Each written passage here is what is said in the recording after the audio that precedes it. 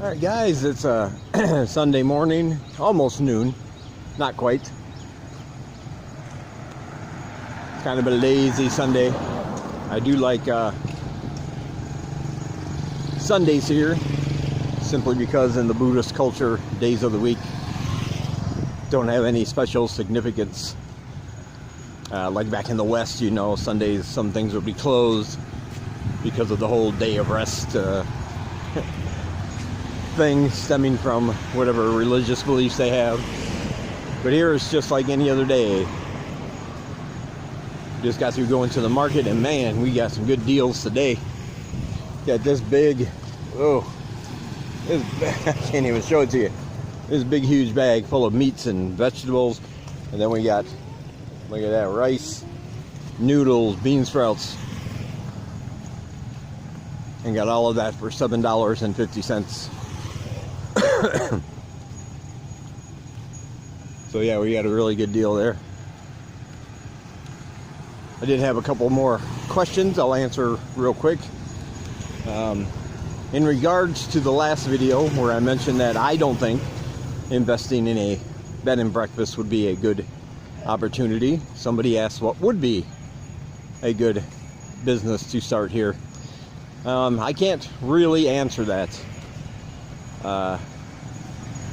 My idea of what a good business would be could be significantly different than yours. The best advice I could give was that if you had money to invest, you should invest in a business and make it something that you love, something that you're passionate about, something that you're interested in. Because if you're going to invest a lot of money and have a business, nothing would be worse than doing all that and then a few months later losing interest because it's not something that you're really excited about, or you just quit caring. That's going to affect your business. And once you start a business, you not only have yourself to think about, but also the people you employ, your employees. So there's a lot of responsibility, of course, that comes from that. If I did have to say one thing that I personally think could eventually make you a lot of money, I would say trash collection. That's right, I would invest in garbage if I had the money. Reason being, there's only one company in town that takes care of all the trash. And my personal opinion, from what I've read, from what I've seen, is that they are mediocre at best. They kind of do the job, but sometimes it's done half-heartedly. And as you can probably tell from my videos, when I'm walking around, you'll often see big piles of trash on the side of the road. Day after day after day, the same piles in the same places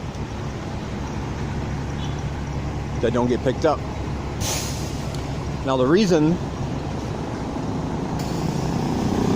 that they are like that is simply because there's no competition. They're the only trash removal company in town, so they have the market cornered, so to speak.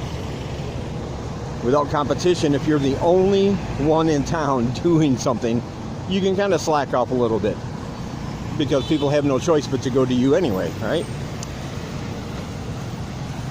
So I would say a potential for some kind of competition that would step up everybody's game. You would have to work hard to make sure your company is better, more efficient, and that would force the competition to have to step up their game and make some changes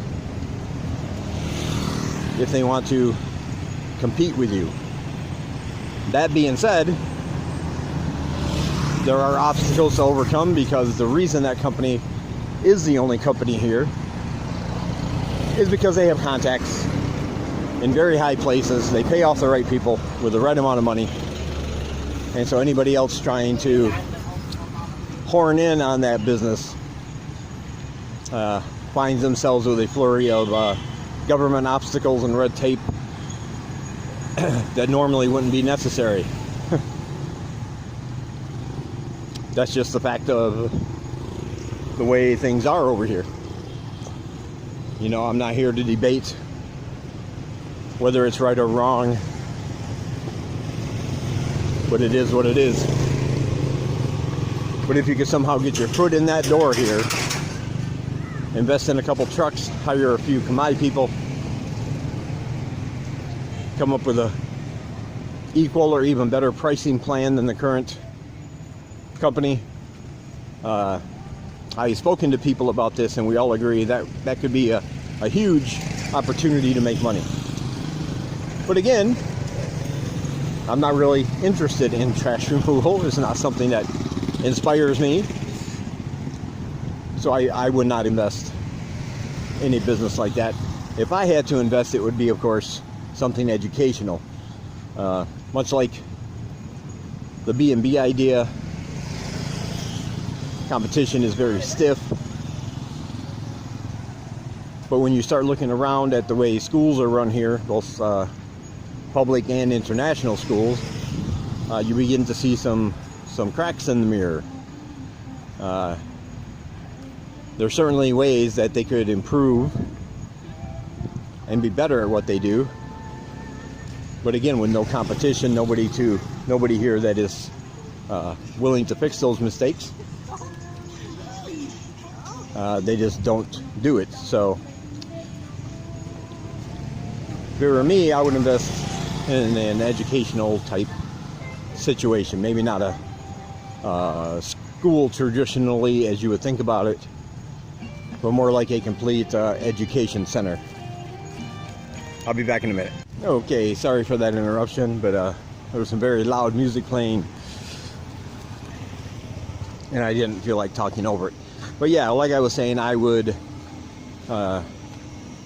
invest in an educational center that didn't just teach the English language, but also taught other parts of the curriculum in English.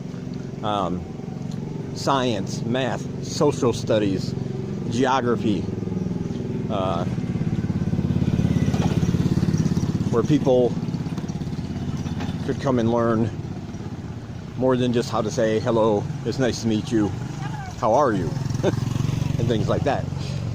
They would actually be learning something useful. I hear when I ask sometimes, what do you want to be when you grow up? I actually had one girl say, you know, she wanted to be a doctor. And that's awesome. And I said, well, you can be then. You can be.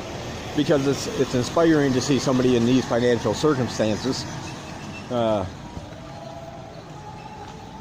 dreaming that big. It's inspiring. She doesn't think she can't, therefore she can. And I encourage that.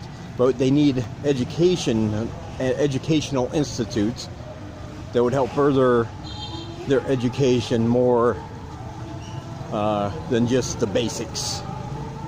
They would need advanced courses in different subjects in order, of course, to be a doctor. You wouldn't need science, you wouldn't need math, you wouldn't need all these other classes. So if it were me, I would invest in that. But like I said, that's only because it's something I'm passionate about, it's something I like. So for me, it would be a good fit because I would be into it. And it would be something I'm interested in every day. I would be fully invested. The other question I had was about a bank account here.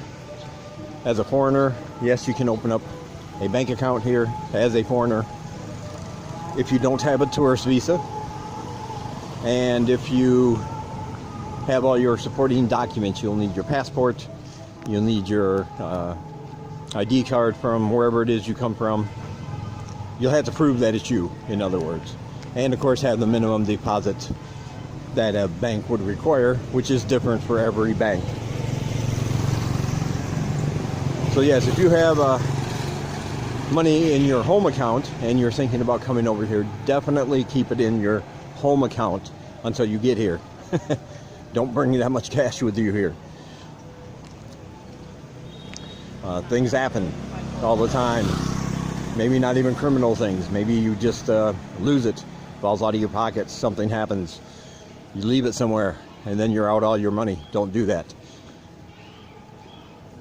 But once you get over here, after the first couple of weeks, you establish yourself, you get your apartment, you get your SIM card with your phone number. Then if you want to open an account, yes. Go to a number of any banks. Canada Bank's a good one. ABA is a good one. Deposit the minimum, you'll get a debit card just like you would back in the West. And when you use their ATMs, you don't get charged a fee. Now until then, whenever you withdraw money out of their ATMs, any ATM, you're going to get charged a fee to take money out of your home bank account here.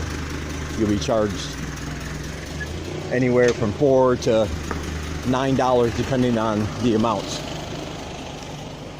And those can add up quickly.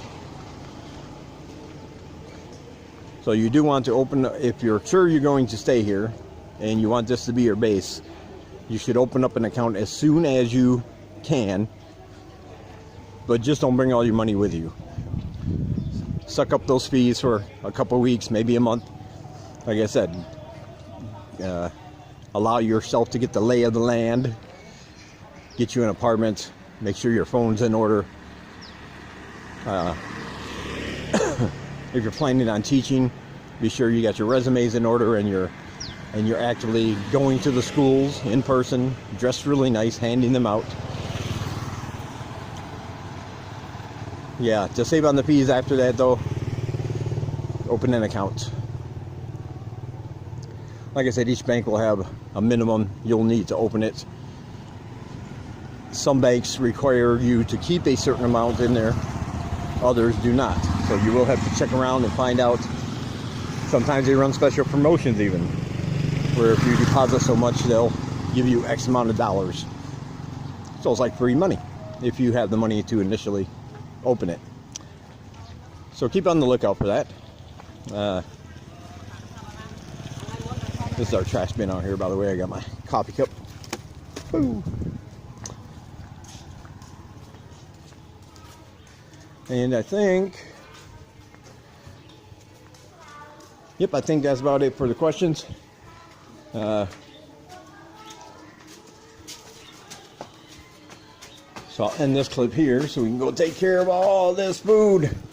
Tremendous amount of food. Get up the stairs. Get up the stairs. Get up the stairs. Nobody's walking past today. As you can see, it's going to rain. So it's very muggy, very hot. Anyway, I'll talk to you guys later. Alright guys, I figured I better end this now. I didn't really have a way to end this vlog. It's now Monday. Didn't do anything today because of the inclement weather. So basically stayed inside. Got stuff to eat. And watch a lot of YouTube. Catching up on some things in my subscribers list that I've been missing. But anyway, the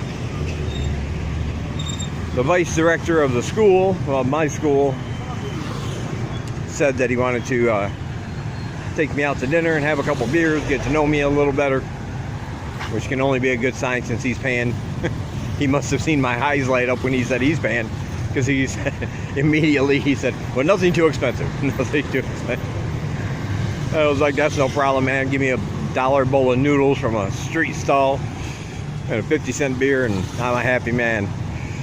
He liked that. So yeah, he said he'll get a hold of me. We'll set up a time to go out. They're still trying to adjust the timing and everything for the Sunday schedule, but he did say there's a good chance it might start next week, next Sunday. So that's good. Give me a few more hours.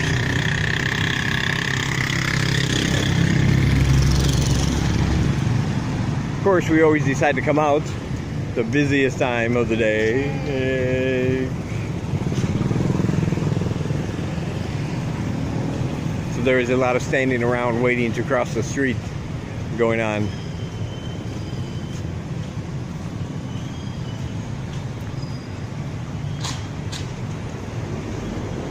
There's also been a lot of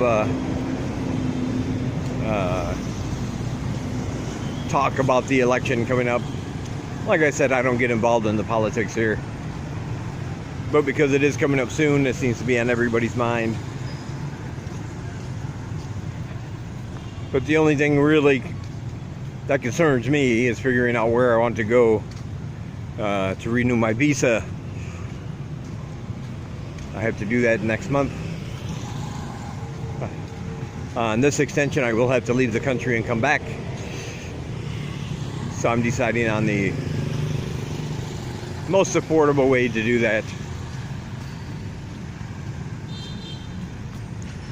Land crossing would probably be the cheapest because you can take a bus. But some of the buses are uncomfortable and they take a really long time, and I'm debating whether it's worth the extra money just to take a plane flying to Vietnam or somewhere. Actually, I think somebody told me Malaysia or Laos would actually be less expensive, a little closer. I'll check into all that. I still got a couple weeks. Just something I'm thinking about. But anyway, I'll end this here. I think I answered all the questions. And there's no sense in prolonging it any more than necessary. So I'll catch you guys in the next one.